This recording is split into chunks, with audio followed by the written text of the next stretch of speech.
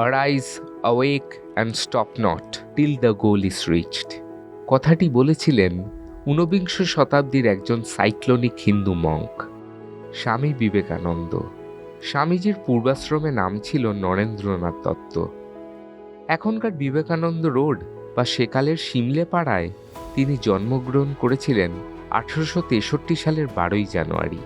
তার পৈতৃক বাড়ি 105 নম্বর বিবেকানন্দ রোডে অবস্থিত। এই বাড়িতেই নরেনের বেড়ে ওঠা। বর্তমানে বাড়িটা ঝাঁচকচক হলেও 6 দশকেও বাড়িটার অবস্থা ভয়াবহ ছিল। এরপর রামকৃষ্ণ মিশন বাড়িটা অধিগ্রহণ করে এবং পরিণত করে একটি জাদুঘরে। ছোটবেলায় নরেন্দ্রনাথের জীবনযাত্রা ছিল সচ্ছল। এই বাড়িতেই তিনি বেড়ে ওঠেন। বাড়ির ভিতরে তার জীবনের বিভিন্ন দিক সংরক্ষিত এবং কালানুক্রমিকভাবে সাজানো রয়েছে, যাতে তার জন্ম থেকে প্রাপ্তবয়স্ক হওয়া পর্যন্ত তার জীবনের একটি দৃশ্যমান উপস্থাপন আপনি পেতে পারেন। স্বামী বিবেকানন্দের এই বাড়ি এমন একটি ভ্রমণ যা আপনার অভিজ্ঞতাকে সম্পূর্ণ করে। এই জায়গায় গেলে আপনি এক ধরনের প্রশান্তি অনুভব করবেন।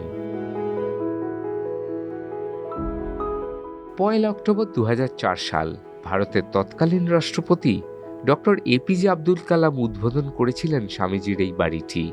বর্তমানে যা একটি জাদুঘর, গবেষণা কেন্দ্র, গ্রন্থাগার, ভাষা কেন্দ্র এবং কম্পিউটার প্রশিক্ষণ কেন্দ্র হিসেবে অবস্থিত। স্বামী বিবেকানন্দের এই পৈতৃক বাড়ি সোমবার ছাড়া সপ্তাহে 6 দিন খোলা থাকে, সকাল 10টা থেকে দুপুর 12টা 30 পর্যন্ত, তারপর আবার দুপুর 2টো থেকে বিকেল 5টা পর্যন্ত।